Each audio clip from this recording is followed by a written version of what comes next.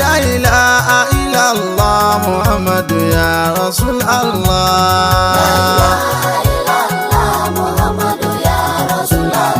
Hasbi Rabbi Jalallah ma fi qalbi ghayrullah alal nabi sallallahu la ilaha illallah. La ilaha illallah Muhammadu ya Rasulallah. Dana ilmi inna Allah, dana samui inna Allah, dana basari